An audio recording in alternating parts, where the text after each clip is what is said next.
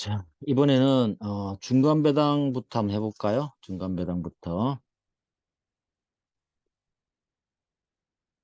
자, 중간 배당은 우리 뭐 음, 1회계년도 그죠? 중간 1회계년 결산기를 갖고 있을 때 중간에 한 번 더 이익 배당을 받겠다는 거잖아. 그죠? 배당을 한 번 받겠다는 건데 보통 이제 한번 그림 그려보면 이렇게 2020, 2021 그죠? 이렇게 했을 때 여기에 뭐 해야 되죠? 이익 잉여금이 있어야 되겠죠? 다시 말해서 음, 이익이 있어야 되죠. 이익이 있어야 되고, 그 다음에, 요 회계년도 말에 이익이 예상돼야 되고요. 그 다음에 중간에 한번, 중간 배당을 하는데, 중간 배당은, 이사회가 결의한다. 그죠? 이사회 결의다. 그리고 이제 최근에 나온 판례를 알아둬야 된다 그랬죠?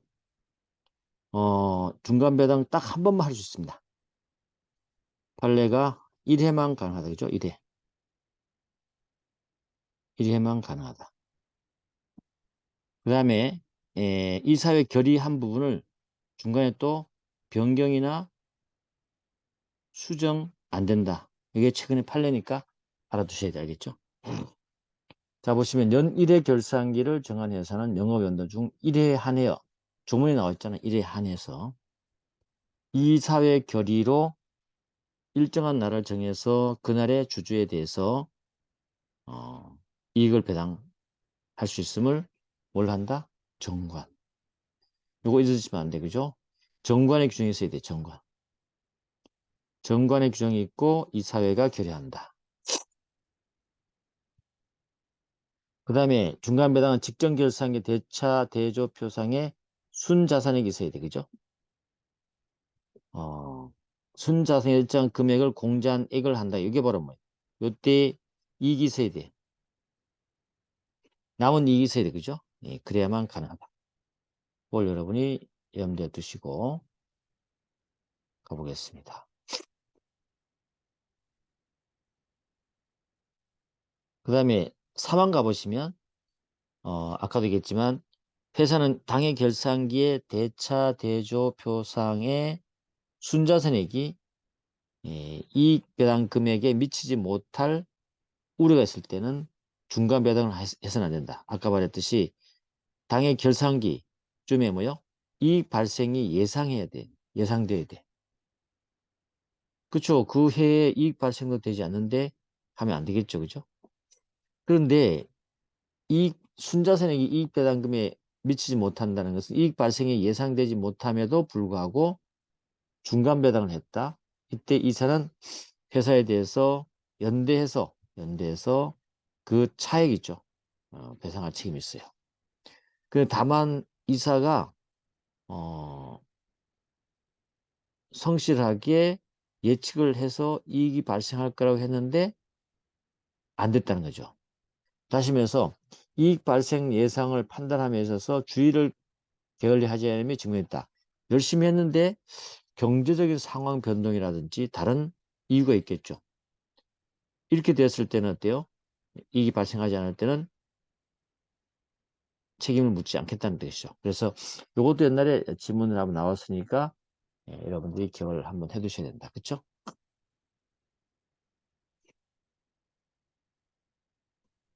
중간 배당도 됐고 이제 현물 배당은 뭐 정관으로 금전 외의 재산을 한다는 거 아시고 이익 배당 기준은 주주 평등 원칙이죠. 각 주주가 가진 주식 수에 따라서 한다는 거 거기 464페이지 그죠? 주주 평등 원칙. 물론 그 판례 기출 한번 가보시면 대주주에게 30%, 소수 주주에게는 33% 이익 배당하는 주총견이 괜찮아요. 왜냐하면 대주주가 자기가 30%는 받겠다고 적게 받겠다고 본인이 했겠죠. 그죠? 그걸 우리가 배당 폭이라고 합니다. 괜찮아요. 그 다음에 이제 문제되는 것이 이익 배당의 지급 시기이다. 이익 배당의 지급 시기다. 언제 그럼 주느냐?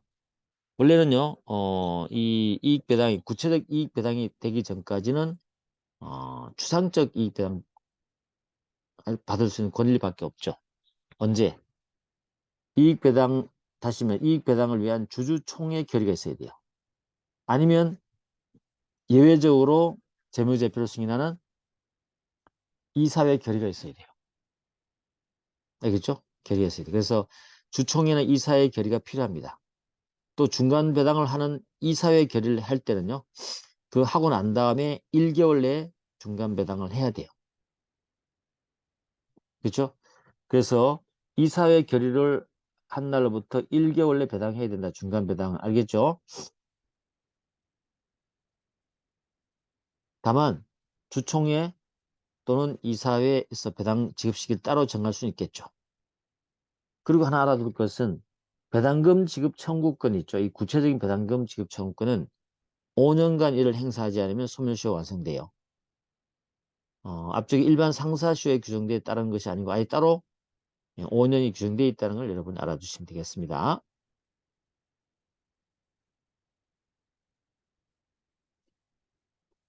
자, 이제 466조의 회계장부 열람권이죠. 회계장부 열람권 중요합니다. 그죠? 여러 번 나왔고 이게 판례가 좀 있기 때문에 우리가 고민을 해봐야 되는 부분이죠. 주주 회계장부 열람권 발행주의 총수의 3% 이상 주식 가진 주주죠. 우리 앞쪽에서 다른 뭐 재무제표는 어땠어요? 재무제표 재무제표는 열람할 수 있는 자가 주주 그리고 채권자죠. 근데 여기 회계장부 열람은요. 소수 주주권으로서 3% 가진 주주만이 가능하다. 채권자 안 되면 여기 알겠죠? 채권자 없다 알아두세요. 그리고 이유를 붙인 서면으로 회계장부 열람 등사 청구할 수 있도록 합니다. 요 이유 있죠? 요 이유에 대해서 최근에 판례가 나와 있죠? 네, 이유에 대한 판례가 있고 이유에 붙인 서면 이 이유는 어, 이유 정도에 대해서 최근에 판례가 나왔고 그 다음에 두 번째는요. 이항 가보시면 회사는 주주의 청구가 부당함을 증명하지 않으면 거부하지 못한다. 회사가 부당함을 증명해야 되죠. 회계장부열람권이다. 그리고 여기서 좀 알아둘 게 있는데 판례를 생각해 볼 때 첫 번째는 요 3% 있죠. 3% 소수주가 나중에 감소됐다. 신청한 다음에 감소됐다. 그러면 우리가 신청 자격이 사라집니다. 비교를 해보면 주주 대표 소송 있죠. 이 대표 소송은 우리 1%의 소수주 가자는 거죠. 이게 감소되더라도 신청 자격이 소멸되지 않아요. 그렇죠? 그렇지만 여기는 소멸됩니다. 하나 또 판례를 알아둔다면 두 번째는 주식 매수 청구권 있잖아요. 주식 매수 청구한 주주도 이게 청구할 수 있는 원고가 될 수 있겠는 얘기죠. 가능하다 그랬어요.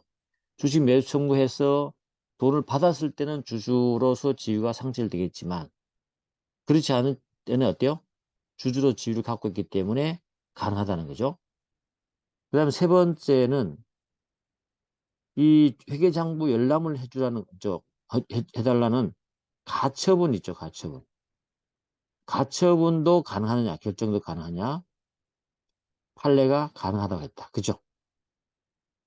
요 세 가지를 여러분이 일단 기억을 하셔야 돼. 이게 무슨 말인지 모르면 여러분이 확인하셔야 된다. 그죠? 확인하셔야 된다.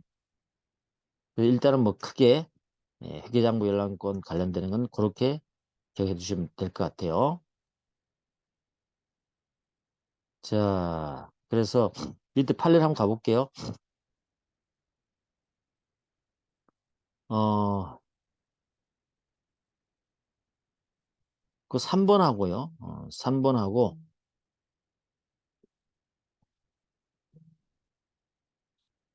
3번을 한번 보십시오. 3번.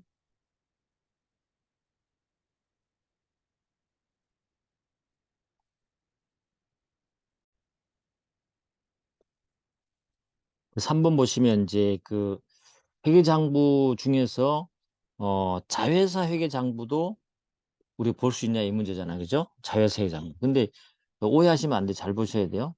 모회사예요. 모회사에 이렇게 모회사로 갑시다. 모회사에 여기에 자회사 장부가 있어요. 회계장부가. 그런데 모회사에 대한 회계장부, 그죠? 회계상황. 회계상황을 보려고 하는데 이 자회사 장부가 이 회계 상황을 파악하는데 같이 일조를 해야 되는 거죠. 실질적으로 근거 자료가 돼야 돼요. 이럴 때 이제 요 자회사 장부도 열람을 할 수 있습니다. 알겠죠? 근데 열람하는데 열람 신청서 쓸 때 어떤 거냐면 자회사 장부라고 쓰는 것이 아니고 뭐예요? 그냥 이 모회사 있죠? 모회사 회계 서류로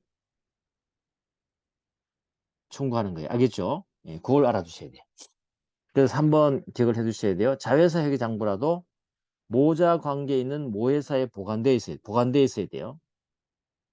모회사 회계사항을 파악하기 위한 근거 자료로서 실질적으로 필요하실 때 모회사의 회계 서류로서 모회사 주주의 회계 장부 열람 또는 등사 청구의 대상이 된다는 거죠.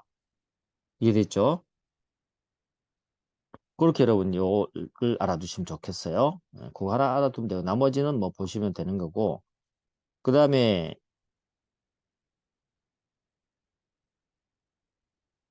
7번 한번 가볼까요? 7번. 아까 우리 얘기했던 주식 매수 청구권을 행사한 주주죠. 행사한 주주도 매매 대금을 지급받지 않고 있는 동안에는 주주로서의 지위를 갖고 있기 때문에 열람 청구 가능하다. 그렇죠. 그렇게 알아두시고 나머지도 뭐 보시면 될 것 같아요. 큰 문제 없어요. 보도록 하고 그 다음에 10번 가보면 회계장부 열람 등사 청구권을 피보존 권리로 해서 회계장부 열람 등사를 명하는 가처분. 사실 어때요? 회계장부 열람을 해오라고 가처분 시켜버린 거기 때문에 본안소송의 목적이 달성되어 버린 거 아니냐라고 의견이 있지만 상대방이 주장했지만 사실 어때요? 괜찮다고 그랬어요. 왜냐하면 나중에 본안소송이 패소가 되게 되면 어때요? 청구환자에게 손해배상 청구하면 되기 때문에 아직도 법률적인 잠정적인 이익이 남아있다는 거죠. 그렇죠? 그렇기 때문에 괜찮다라는 게 판례 입장이다. 거기까지 알아두시고요. 그 다음에 이제 회사 업무 재산 상태 검사 467조. 요거는 뭐 조문으로 좀 기억을 해둬야 될 것 같은데, 그죠? 이것도, 회사의 업무 집행에서 부정행위, 법령이나 정관에 위반한 중대한 사실이 있음을 의심을 할 사유가 있을 때는, 예, 발행 주식 3% 이상의 주식 가진 주주는 회사의 업무와 재산 상태를 조사하기 위해서 법원에 검사인 선임을 청구할 수 있는 거죠. 회사 업무 집행입니다. 이제 또 특별한 어떤 이사나 감사 대상이 아니고, 그럴 때 법원에 어때요? 이걸 선임한 검사인이 조사를 해서 법원에 보고했는데 법원에서 보니까 이거 심각한 부정행위 있다라고 생각하면 그 회사 대표이사에 대해서 이 법원이요 뭐라고 합니까? 주주총회를 소집하라고 명령할 수 있어요. 이게 바로 뭐죠? 예외적으로 법원이 주총회 임시총회를 소집하는 그 사유가 하나 되는 겁니다. 그죠? 그것 중에 하나가 되는 거죠. 알겠죠? 그걸 여러분 알아두시고 그래서 조사를 위한 검사인 선임 청구 3% 법원이 임시총회 소집을 명할 수 있는 근거 규정이라고 보시면 되겠습니다. 그 다음에 이제 이익공여 금지죠. 회사는 누구에든지 주주의 권리 행사와 관련해서는요. 재산상 이익을 공유할 수가 없어요. 누구에게든지 그죠? 뭐와 관련해서 행사와 관련해서 주주의 권리 행사와 관련해서 알겠죠? 공유할 수 없어요. 회사가 특정의 주주에 대해서 무상으로 재산상의 이익을 공유한 경우에는 주주의 권리 행사와 관련해서 이익을 공짜로 뭔가를 줬잖아요. 그죠? 이익 공유한 것으로 추정해줘요. 또 한 가지는 회사에서 뭔가 유상을 줬지만 회사가 거의 받는 대가가 너무 적어요. 이것도 똑같이 어때요? 공유한 것으로 추정해버립니다. 이렇게. 그 이익 공유를 받은 자는요, 그 돈의 이익 부분에 대해서 회사에 반환하도록 돼 있어요. 또 회사에 줄 게 있으면 줘야 되고. 근데 반환을 시키지 않고 있잖아요. 그러면 주주 대표 소송의 대상이 됩니다. 알겠죠? 이게 하나 알아둬야 돼요. 주주 대표 소송의 대상이 될 수 있습니다. 그래서 회사가 이익 공유받은 자로부터 그 이익을 받으려고 하지 않을 때, 안 받을 때, 그죠? 주주가 나서서 대표 소송을 제기할 수 있다는 것이죠. 이해됐죠? 그 다음에 사용인 우선 변제권은 뭐 보시면 되겠습니다. 그냥 잘 안 나오고요. 자, 이제 우리 사채를 한번 가볼까요? 사채. 사채 발행. 사채는 뭐 주식과 좀 다른 점만 좀 기억을 하면 되는 건데 그런 것만 조금 비교를 하면 되고 특수사채 나오는 것만 좀 조문 살피면 되겠습니다. 사채 발행. 사채는 이사회 결의에 의해서 발행한다. 아시죠? 이사회 결의에서 발행한다. 잊으시면 안 되죠? 사채는 이사회 결의다. 이사회 결의에서 사채를 발행할 수 있고 종류 사채를 발행할 수 있습니다. 그 다음에 뭐 조문 문제로서 사항 가보시면 정관으로 대표이사에게 원래 이사회가 사채를 발행을 결정하는데 대표이사에게 1년을 초과하지 않은 범위 내에서 사채를 발행할 것을 위임은 할 수 있어요. 그 정도죠. 조문 문제로서 기억을 해두면 될 것 같아요. 그 다음에 공모 발행, 사채 청약서, 총회 인수 방법, 뭐 이것도 그냥 잘 안 나오니까 그러면 되고. 자, 다른 점을 보면 476조를 하나 보시는 게 좋겠네요. 476조에 가보면 사채 모집이 완료한 때는 지체 없이 인수인에 대해서 각 사채의 전액이나 제1회 납입을 시켜야 된다 그랬잖아요. 제1회. 제1회 납입을 시킨다는 말은 무슨 말이에요? 분할, 알겠죠? 사채는 분할 납입이 가능하다는 것을 얘기해주는 근거입니다. 알겠죠? 사채는 분할 납입이 가능하다. 그거 하나 알아두시고 그 근거 조항이다 보시면 되고. 채권의 발행은요. 아무리 분할 납입을 하더라도 요 1항 478조 1항 잘 봐야 돼요. 그렇다 하더라도 채권은 어때요? 사채 전액이 다 들어와야만이 발행합니다. 알겠죠? 채권 발행은 사채 채권 발행은 사채 전액이 납입되어야만이 발행한다는 거 알아두시면 되겠습니다. 그 다음에 480조 가보시면 주식과 비교한다면 지금 우리 주식은 기명주식만 가능하죠. 무기명주식 안 되잖아요. 근데 사채는 남아 있습니다. 사채는 무기명 주식도 발행합니다. 그렇게 자 무기명 사채도 발행한다는 거 알아두셔야 된다. 그죠? 그 정도만 알아두시면 되겠습니다. 그 다음에 뭐 사채 관리회사 이런 것들은 나오지 않은 건 안 보셔도 돼요. 안 보셔도 상관없습니다. 사채 관리회사 권한은 뭐 사채를 대신 받아주고 있죠. 실행하는 역할을 하는 겁니다. 채권을 변제받거나 채권을 실현하기 위해서 재판의 모든 행위를 합니다. 변제를 받으면 공고해야 되고요. 뭐 통지하고 사채 상환에 이자 지급을 청구하고요. 뭐 그런 것들 한다는 것만 알아두시면 돼요. 그다음 사채 관리회사의 의무 책임은 뭐 대표이사나 똑같습니다. 업무 집행자나 똑같아요. 공평하고 성실하게 사채 관리해야 되고 선관주의 의무 부담한다. 책임 있으면 어때요? 연대 책임진다. 뭐 이 정도. 나머지는 됐습니다. 이권. 자, 487조 이거 하나 볼게요. 사채 상환 청구권은 원금 상환 청구권이죠. 이거는 10년입니다. 10년 소멸시효가.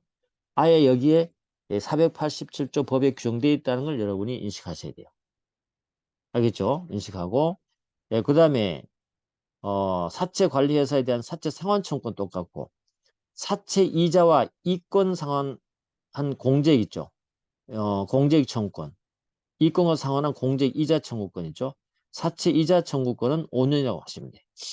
그래서 이게 소멸시효가 상법의 상사시효가 아니고 별도로 조문을 갖고 있다는 걸 여러분이 생각하셔야 돼요. 사채 상환처분권은 10년. 이자는 몇 년? 5년. 알겠죠?